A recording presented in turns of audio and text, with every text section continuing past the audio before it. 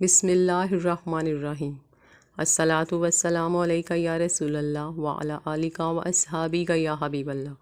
المومنین حضرت عائشہ صدیقہ، آپ کی زندگی آج کے دور میں پریشان حال بہنوں کے لیے مشعل راہ ہے۔ آئیے آپ کی زندگی کے متعلق جانتے ہیں۔ حضرت عائشہ صدیقہ رضی اللہ تعالی عنہا، آپ کی کوئی اولاد نہیں تھی، اس کے باوجود بھی کسی کتاب یا سنت نبوت میں یہ چیز نہیں ملتی کہ انہوں نے آپ صلی اللہ علیہ وآلہ وسلم سے کبھی کہا ہو کہ آپ اللہ سے دعا کیجئے کہ مجھے اولاد عطا کرے۔ حضور پاک صلی اللہ علیہ وآلہ وسلم کی وفات کے وقت آپ کی عمر صرف 17 سال تھی۔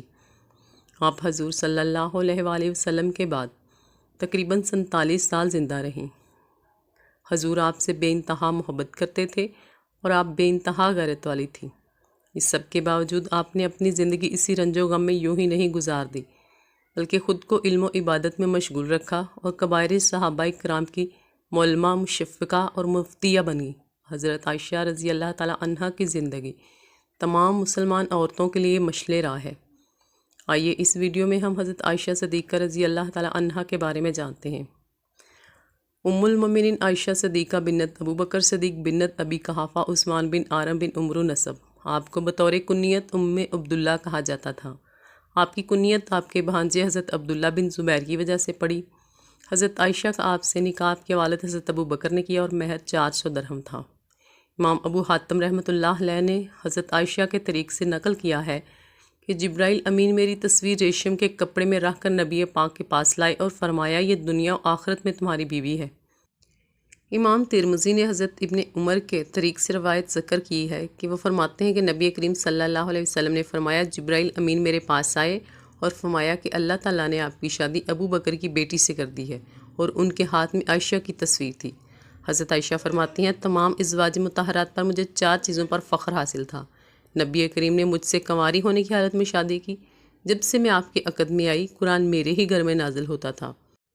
کسی اور معاملہ میں صفائی کے لیے قرآن کی آیات نازل ہوئیں تو جو تا قیامت تلاوت کی جائیں گی، اور میرے نکاح سے پہلے 2 مرتبہ جبرائیل امین میری تصویر لے کر نبی کریم صلی اللہ علیہ وآلہ وسلم کے پاس تشریف لائے۔ امام ابن ماجہ نے حضرت ابو موسیٰ اشعری سے طریق سے روایت نقل کی ہے۔ وہ فرماتے ہیں کہ نبی کریم نے فرمایا انسانوں میں بہت سے افراد درجہ کمال کو پہنچے، مگر عورتوں میں محدود چند افراد کو یہ فضیلت حاصل ہو سکی، جن میں مریم علیہ السلام بنت عمران، آسیہ علیہ السلام زوجہ فرعون اور حضرت عائشہ کی فضیلت تمام عورتوں پر ایسی ہے جسے تمام انواع کے خانوں پر سرید کو فوقیت حاصل ہے۔ امام بخاری حضرت حشام عن ابیہ عائشہ رضی اللہ تعالی عنہا کی سند سے روایت نقل کی ہے۔ وہ فرماتی ہیں کہ ایک سفر کے موقع پر میں حضور اکرم صلی اللہ علیہ وآلہ وسلم کے ساتھ تھی اور میں نے ایک ہار پہن رکھا تھا جو میں اسماء رضی اللہ تعالی عنہا سے بطور عاریت لے کر گئی تھی۔ وہ راستے میں کہیں گر کر گم ہو گیا تو میں نے حضور پاک صلی اللہ علیہ وسلم کو بتایا۔ آپ نے بعض صحابہ کو اس کی تلاش کے لیے روانہ فرمایا۔ تلاش کرتے کرتے انہیں نماز کا وقت ہو گیا تو پانی نہ ملنے کی وجہ سے انہوں نے بغیر وضو کے ہی نماز پڑھ لی، اور جب آپ کی خدمت میں حاضر ہوئے تو بتایا کہ یا رسول اللہ صلی اللہ علیہ وآلہ وسلم ہم نے تو بغیر وضو کے ہی نماز پڑھ لی تھی۔ اس کے بعد آیت تیمم نازل ہوئیں۔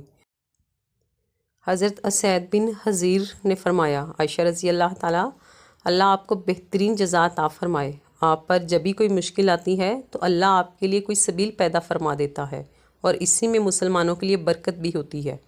ایک دوسری روایت میں ہے کہ حضرت ابو بکر بہت غصہ ہو گئے اور فرمایا عائشہ تم نے لوگوں کو جہاں روک رکھا ہے اور پانی بھی نہیں ہے۔ اس پر آیت تیمم نازل ہوئی۔ حضرت ابن شہاب فرماتے ہیں حضرت ابو بکر نے حضرت عائشہ صدیقہ رضی اللہ تعالی عنہا سے فرمایا واللہ مجھے تو علم نہیں تھا کہ تم اتنی مبارک ہو۔ حضرت نظام الملک ابو علی رحمۃ اللہ علیہ نے اپنی امالی میں حضرت عائشہ صدیقہ رضی اللہ تعالی عنہا کے طریق سے نقل کیا ہے۔ وہ فرماتی ہیں جو پہلے کبھی کسی عورت کو نہ ملی، فرماتی ہیں میری پیدائش سے پہلے حضور اکرم صلی اللہ علیہ وسلم کو میری تصویر دکھائی گئی۔ ہاں حضرت نے میرے سوا کسی دوسری کنواری سے شادی نہیں کی۔ جب آپ پر وحی نازل ہوتی تو آپ میرے پاس ہوتے، آسمانوں سے میری برات نازل ہوئی، میں ساری دنیا میں سب سے زیادہ آپ کو محبوب تھی۔ جب آپ کو دنیا اور آخرت کا اختیار دیا گیا تو اس وقت بھی آپ میرے سینے سے ٹیک لگائے ہوئے تھے۔ جب وصال ہوا تو میری ہی باری کا دن تھا، آپ کی تدفین بھی میرے ہی گھر میں ہوئی۔ آپ صلی اللہ علیہ وآلہ وسلم نے آخری وقت میں مسواک نرم کرنے کے لیے حضرت عائشہ کو دیں۔ ان کا لعاب مسواک کو لگا جو مسواک رسول اللہ صلی اللہ علیہ وسلم نے کی۔ امام ترمذی فرماتے ہیں کہ حضرت ابو موسیٰ اشعری سے روایت ہے کہ ہم پر جب بھی کوئی حدیث مشکل گزرتی اور سمجھ میں نہ آتی تو جب عائشہ صدیقہ رضی اللہ تعالی عنہا سے اس بارے میں پوچھا جاتا، اس کا علم انہی کے پاس پایا جاتا۔ حضرت ابو بکر صدیق فرماتے ہیں حضرت عائشہ صدیقہ سے بڑھ کر علم قرآن و فرائض اور حلال و حرام، شعر و تاریخ عرب، نیز نسب اور فقہ و طب میں کوئی نہ دیکھا۔ حضرت عروہ رضی اللہ تعالیٰ عنہ فرماتے ہیں میں نے حضرت عائشہ کو دیکھا کہ آپ 70,000 کی بھاری بھرکم رقم تقسیم فرما دیتی تھیں اور اپنی قمیض پر پیوند لگے ہوتے۔ حضرت عروہ فرماتے ہیں کہ حضرت عائشہ کثرت سے روزے رکھا کرتی تھی۔ امام یحییٰ بن معین رحمۃ اللہ علیہ نے حضرت عائشہ کے طریق سے روایت نقل کی ہے۔ وہ فرماتی ہیں میں نبی کریم کے روزہ اقدس میں بغیر پردے کے جایا کرتی تھی اور یہی گمان کرتی تھی کہ ان میں حضور اور میرے والد ہی تو ہیں، ان سے کیا پردہ۔ پھر جب حضرت عمر رضی اللہ تعالیٰ عنہ دفن ہوئے تو میں کبھی بھی پردہ کیے بغیر نہ گئی کہ مجھے عمر سے حیا مانیا تھی۔ حضرت عائشہ فرماتی ہیں کہ جب نبی کریم کا وصال ہوا تو ہمارے پاس کچھ گیہوں تھے، ہم کافی عرصہ تک اسی سے کھاتے رہے۔ پھر ہم نے خادمہ سے کہا کہ ان کو تول کر تو دیکھو۔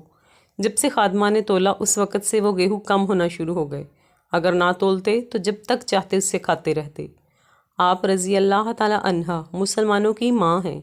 آپ رضی اللہ تعالیٰ عنہا کی تعلیمات ہمارے لیے مشعل راہ ہیں۔